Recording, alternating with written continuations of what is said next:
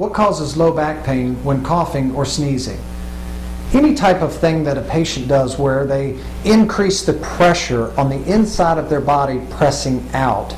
Anytime they do anything that causes that and creates pain, a lot of times what you're looking at is a disc injury. Disc injuries, when you increase that pressure on the inside of the body, are forced outward, and by doing so you're pushing that disc into either the spinal cord itself or into one of the spinal nerves that come out from in between each one of the bones of the spine.